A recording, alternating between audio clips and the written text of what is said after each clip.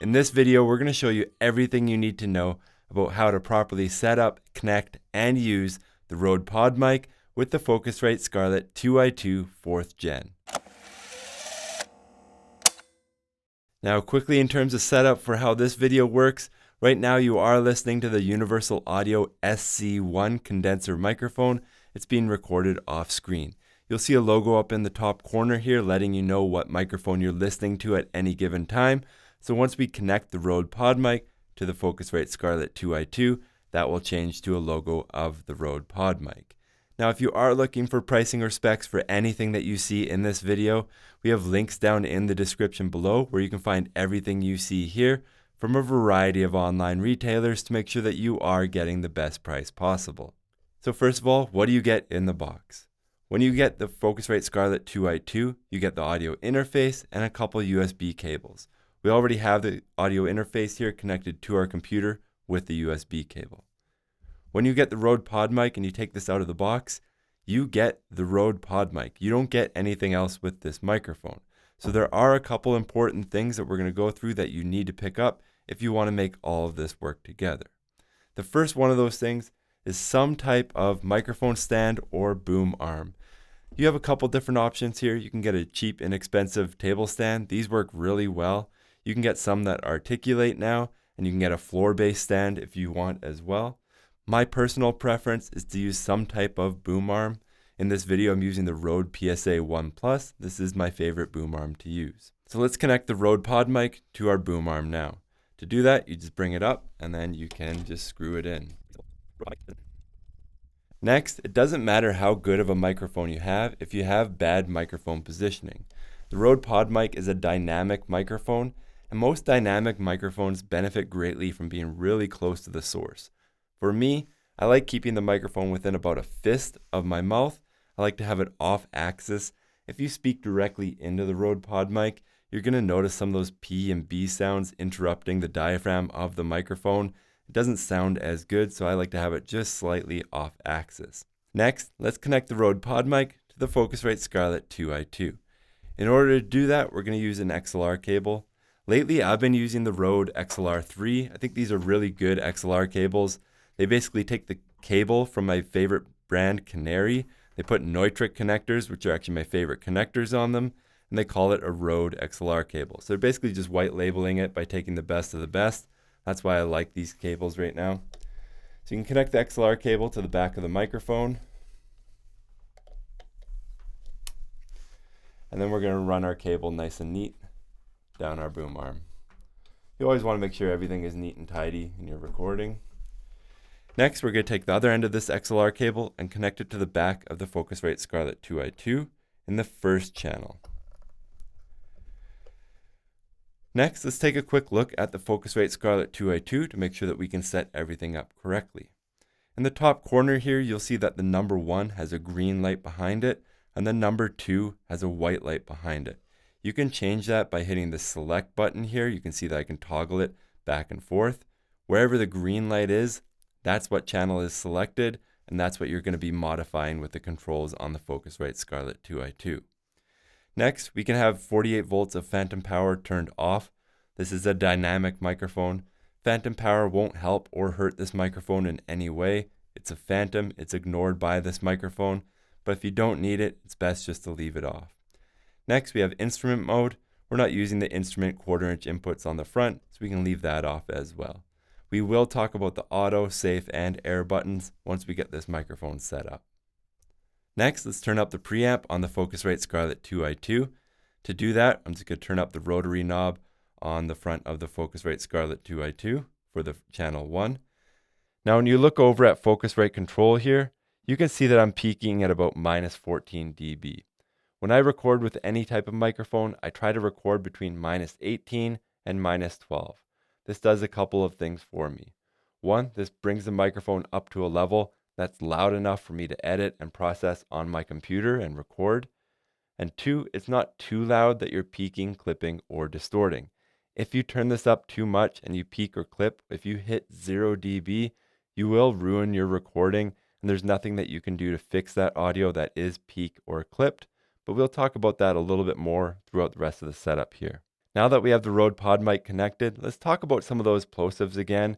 There is something that I do want to bring up here.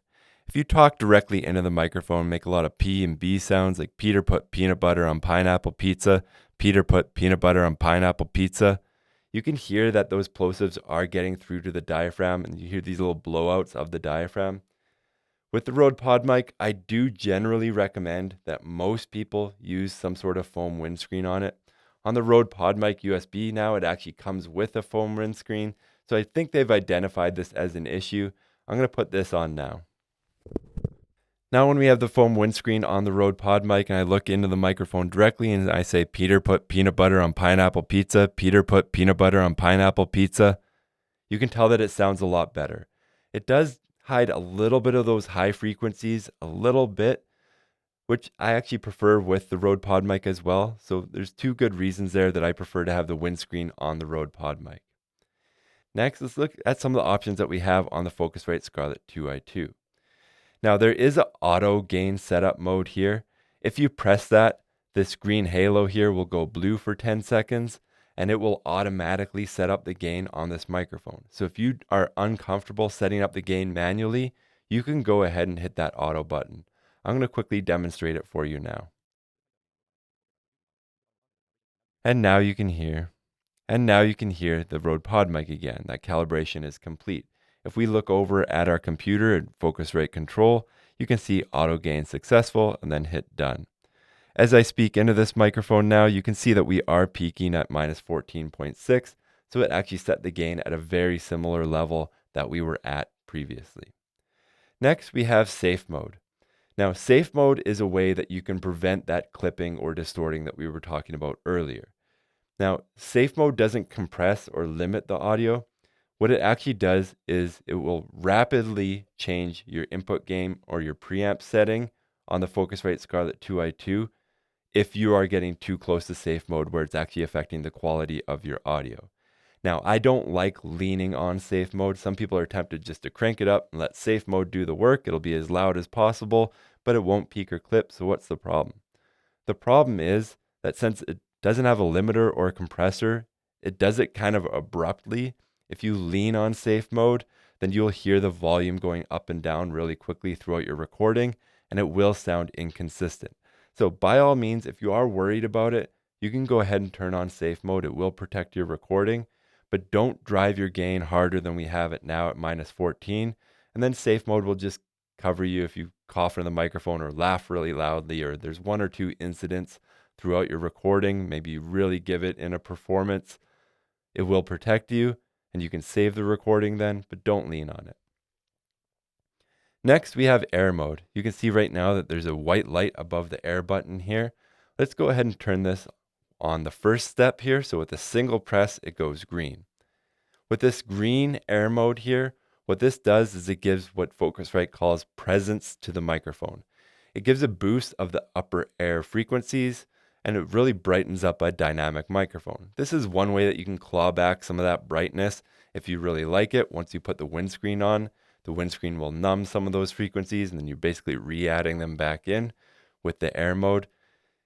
I like using air mode on other dynamic microphones. I find, generally speaking, that the Rode Podmic is bright enough in this area that you don't really need air mode for it, but it is all personal preference. There's no hard or fast rules here.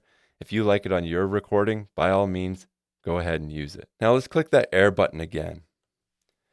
Now that I click that again, you can see that the air button went orange or amber there. And what this means is that we've engaged the second air mode that's possible. We still have that boost of the upper frequencies, but now we have what Focusrite calls drive. It's a little bit of emulated analog distortion that was common from their old ISA preamps on recording consoles. People loved just turning those preamps up all the way, driving the heck out of them, and then it would introduce just a little bit of that analog distortion. Well, now that sound has been emulated and added back into the Focusrite Scarlett 2i2. So if you did love that sound of the old ISA preamps, then now you can get that in the Focusrite Scarlett 2i2 4th Gen. I'm going to turn this off now. Now the last thing I want to touch on is that the new 4th Gen Focusrite Scarlett 2i2 here has 69 dB of clean gain. In previous generations, it was 56 dB of gain from the Focusrite Scarlett 2i2. And you used to have to use like an inline preamp or a mic booster, a Cloudlifter, a dynamite, a fet head, whatever you want to call it, to help power the Rode Podmic. That is no longer the case. If you look over at Focusrite control here, you can see that we're turned up to about 65%. The new preamps in this can do 69 dB of gain. It's not even breaking a sweat right now. There is so much gain in the Focusrite Scarlett 2i2. We're not pushing it to the point that it's introducing hiss or static into your recording. You will get a nice clean recording with the Rode Podmic with your gain set at about 65%. So you have no need whatsoever to add an inline preamp, Cloudlifter, fet head, dynamite, whatever you want to call it, into your signal chain here. You can just connect the Rode Podmic straight into the Focusrite Scarlett 2i2. If you have any questions about anything you see in this video, please leave a comment down in the comment section below. Again, if you are looking for pricing or specs for anything you see in this video, we have links down in the description below. And if you want to see more videos like this in the future, please like and subscribe. Thank you for watching.